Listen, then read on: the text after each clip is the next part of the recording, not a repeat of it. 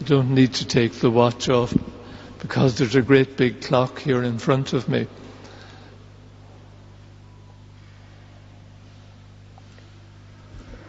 Wherever you find jealousy and ambition, you find disharmony and wicked things of every kind being done. Wherever you find jealousy and ambition, that's in the second reading. And in the Gospel we heard Jesus asking them, what were you arguing about on the road? And they said nothing. Why? Because they had been arguing about which of them was the greatest. I know Muhammad Ali was recently in Ennis, who claimed to be the greatest. And I just thought, I know it's a bit early in the morning for a little test, and I'm not fit to be tested, certainly.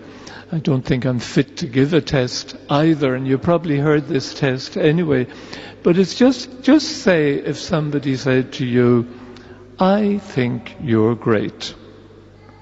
They might even say, I like you. Or if it's at home, maybe an odd time you might hear somebody say, I love you. I heard about an old fella saying, didn't I tell you 50 years ago I loved you? What are you going on about? The test is, if somebody does say something nice to you like that, what do you say? What is your reply? Do you say, go to hell?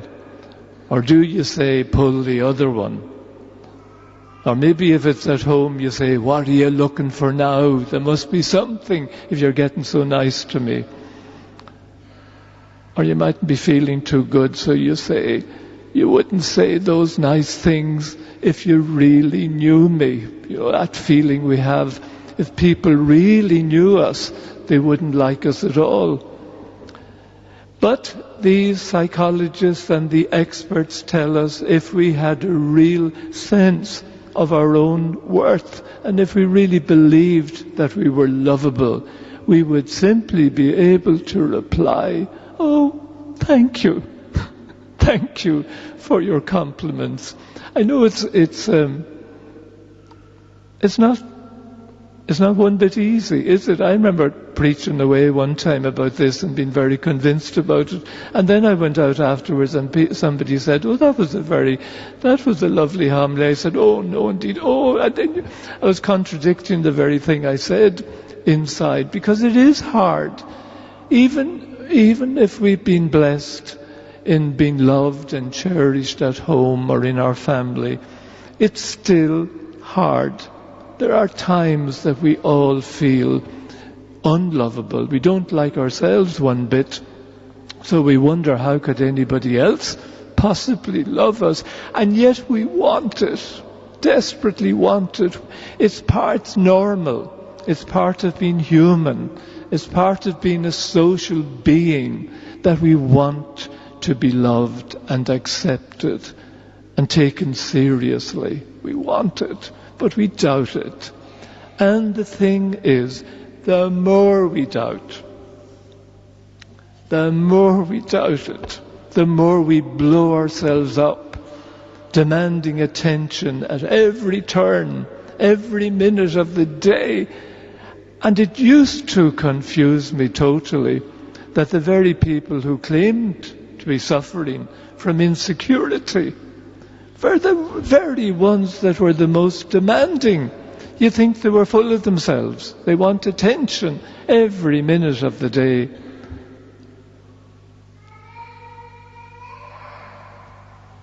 But in fact it is insecurity. I know it doesn't look like it, but it's because they do feel insecure that they keep demanding it.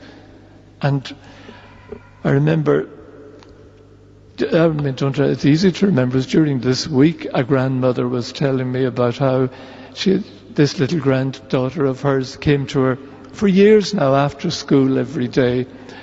And recently though, another one, for a little fella 4 or 5, started coming, I suppose in the beginning of September. And the girl who's about 10 or 11, I think, battered him one day. And he was squealing and yelling and bawling, and the mother said, what did you do? Oh, no. And she denied it at first. And then she said, all right, I did. I'm sick of him. I'm sick of him.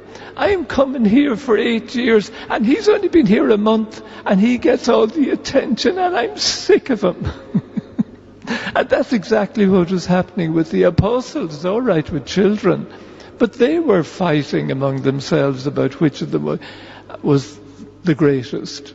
And that we start, the more we doubt, the more we start comparing and competing with one another. I'm at least a little bit better than that one. And we're looking over our shoulder at this other one. And competing and comparing are the new names for envy and jealousy. It's in us all. We don't like to admit it, but it's in all of us.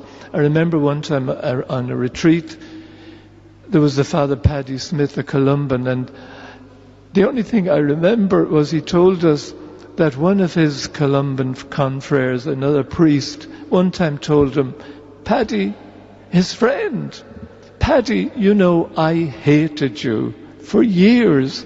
I hated you. And he was totally shocked.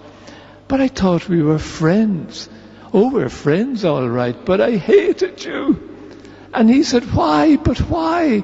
Oh, he said, well, you were the great success. You were out there. You could preach retreats. You could give lectures. And I was always nervous and withdrawn. And I hated you. It's awful, isn't it?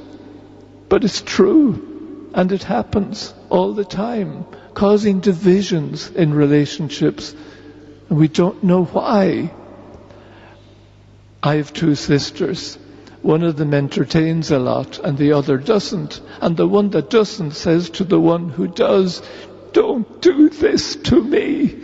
She says, I'm not doing it to you, I'm doing it to myself. But when somebody it kind of makes you feel, you're put to shame by somebody else's great performance. They don't intend that, but we feel that. And the advertising. I love the best things on the television are the adverts because they're brilliant.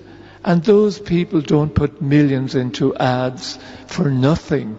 They've studied us. They know the nerve to touch. They know we don't feel great about ourselves. And they tell us, you're right not to feel great. You're hopeless. You are totally insecure. You're lacking in confidence. You're lacking in everything. But wear this outfit and you'll be brilliant. You'll be a film star overnight. Spray yourself with this perfume and they'll all be after you. Or if you're lacking, drink vodka, brandy, beer, and you'll be oozing with confidence. You'll be able to talk to anybody. And it gets to us, even the most confident. Yes, even those who feel appear most confident, deep down we're all fragile. Deep down we're not that sure at all. And Jesus is saying, look, you don't need to compete. You don't need to compare. You are loved as you are. We're hearing it Sunday after Sunday, year after year, and still we don't believe it. We don't have to be great to be loved. We don't have to be a great success to be loved. We don't have to be strong. We don't even have to be good. I think we grew up with that. If you're a good boy, Mammy will love you, but not if you're the other type. Don't even have to be loved as long as we allow it to happen, allow ourselves to be loved. If only we could believe it. We'll pray soon that we will. But now let's together proclaim our faith.